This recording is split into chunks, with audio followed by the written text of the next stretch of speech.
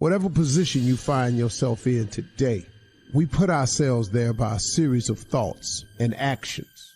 Thoughts turn into things. That's very important to know.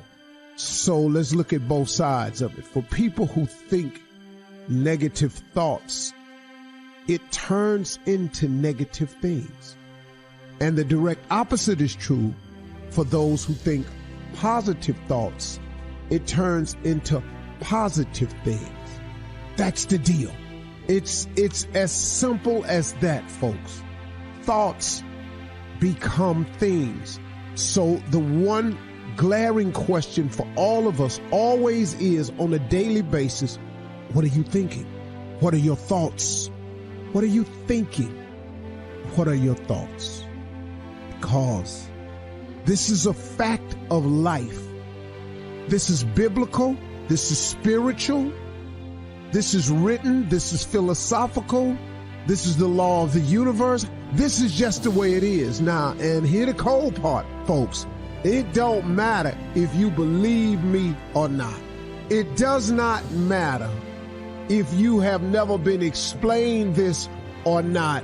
And it does not matter if you think it works in your life or not. It don't matter. Listen to me. It is the way it is. It's just whatever. It's the law of the universe. You call whatever you want to call. However you got to dress this thing up, because this is all it is. So when I say that you are where we are today because we thought ourselves here, oh, you best to believe that's true. You thought yourself here. No one else.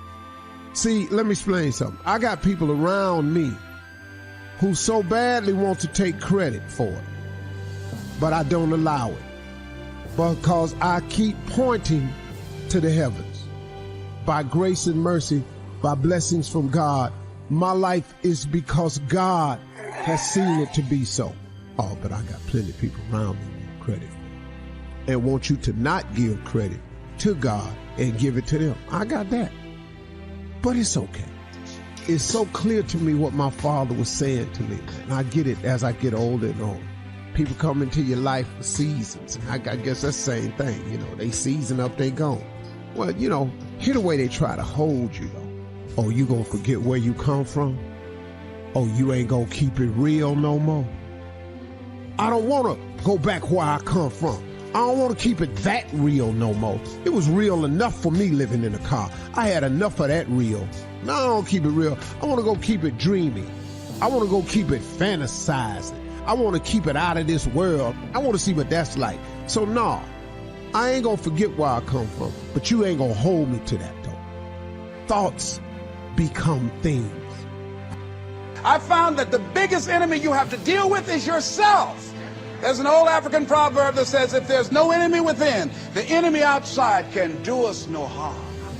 Look at your life. Look at where you want to go. Don't worry about your circumstances. Don't worry about your age. I have a friend who's up in age, over 70, and she wanted to build a multi-million-dollar complex. The name is Dr. Johnny Coleman. Lenders and bankers say, you can't do that. You're too old. She ignored them. That building now stands, ladies and gentlemen, a multi-million-dollar structure. But there are a lot of people who would have listened to that. There are a lot of people that would not have even gotten to that point. They would have talked themselves out of even going down to the bank to ask for it, because they've already said no to themselves. See, it's time now. If you want to make this your decade, you've got to start saying yes to your life. You've got to start saying yes to your dreams, yes to your unfolding future, yes to your potential, as opposed to saying no. See, 87% of our self-talk is negative. So you've got to make a conscious, deliberate, determined effort to say yes to your dreams. Why not? Why not me? Don't spend time like most people going through life complaining. You got to learn to let the past go so you can grow. Many people never act on their dreams because they allow their past experiences to determine what their possibilities are. Whatever you've done in the past, that's not a reflection of your possibilities. That's just a reflection of your consciousness. That's just a reflection of your development and your growth. The future is unfolding for you right now. The future is unlimited for you right now. No one knows where you can go. No one knows what you're capable of or what's possible for you. We have the power to change our personal history, changing the direction of our lives, changing our thoughts. changing where we want to go, exploring new horizons. So as you begin to look at this decade and affirming that this is your decade, as you set goals that will make you stretch, that will bring out the best in you, as you begin to remove the negative, toxic people from your life, as you decide to take some chances in life, and that's one of the things that's very important. This God said, if you're not willing to risk, you cannot grow. And if you cannot grow, you cannot become your best. And if you cannot become your best, you cannot be happy. And if you can't be happy, then what else is there? The ideal situation for a man or woman to die is to have family members standing around their bed praying with them as they cross over. But imagine, if you will, being on your deathbed and standing around your bed, the dreams given to you by life, the ideas that you never acted on, the talents, the gifts, the abilities that you never used. And there they are, standing around your bed, looking at you with large, angry eyes, saying, we came to you, and only you could have given us life. And now we must die with you forever.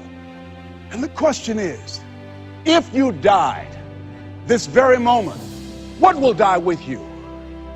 What dreams? What ideas? What talents? What leadership potential? What greatness that you showed up to bring, that you allowed fear or procrastination to hold you back? When you don't have a true appreciation and acceptance for who you are, and you allow yourself to be immobilized by fear, what happens in the process is that you begin to abuse yourself. You begin to sabotage your life, you begin to sabotage your dreams, you begin to unconsciously work against yourself. You become your own worst enemy. So what do you do about that? Well, you begin to realize that your dream and your gifts have so much meaning and so much value for you till your hunger for them will begin to push you past the fear. Your hunger to have them will give you a special drive. And the majority of the fears that we have are not life or death fears. They're not those kind of fears.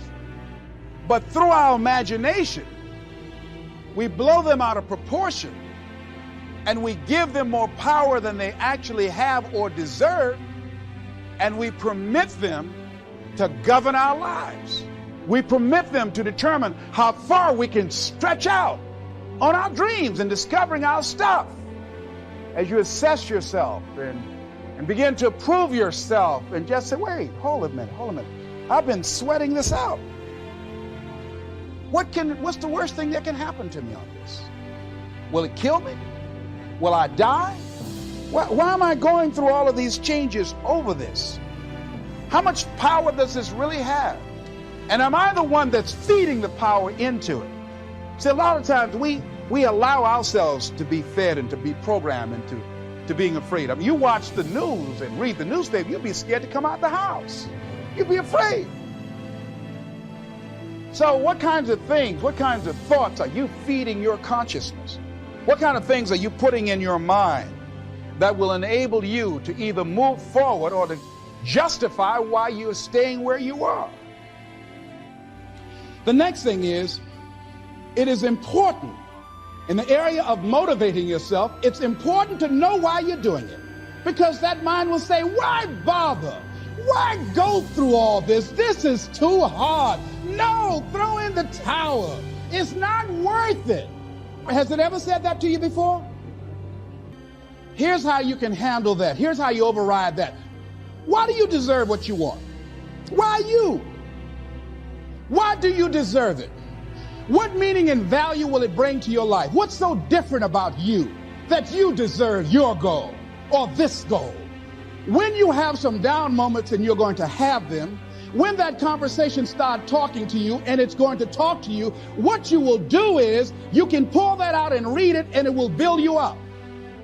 It will be your rod and your staff to comfort you through some challenging moments, because you're going to have some.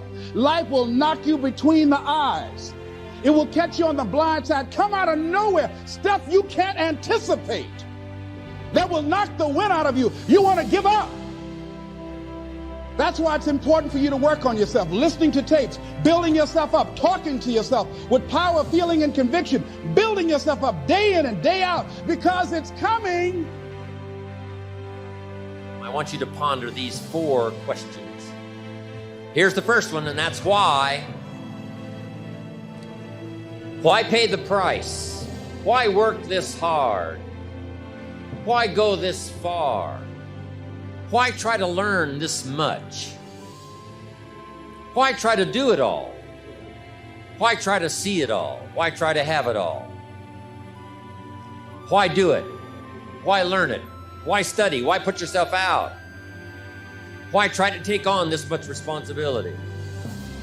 Why develop yourself to the full? Why try to become all that you can possibly become?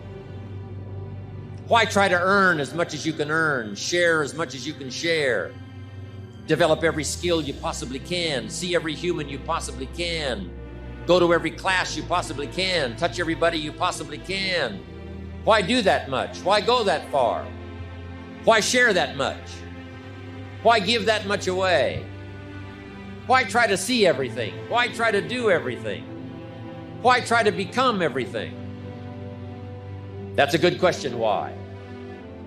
And you're the only one personally that can answer that question for yourself.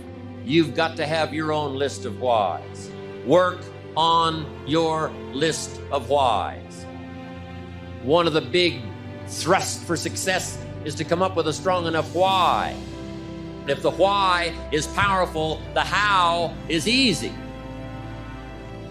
But if the why isn't strong, if your goals aren't powerful, if the vision isn't clear, the old prophet said, without a vision we die, without a vision we perish, without a dream we're nothing. I'm asking you to sit down with your family and develop a dream strategy. I'm asking you to make a list of what you want. What kind of health do you want? What kind of skills do you want? What kind of income do you want? What kind of gifts do you wish to bestow?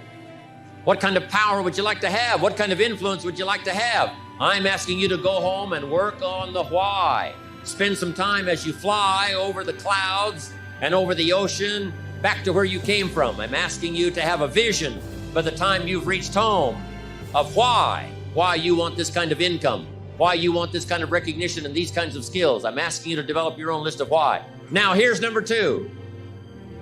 The first question to ponder when you go home is why. Here's another good answer to why. It's the second question. Why not? Why not see how much you can earn? Why not see how much you can learn? Why not see how many skills you can develop? Why not see what kind of person you can become? Why not see what kind of influence you can have? Why not see how many people you can rescue from oblivion?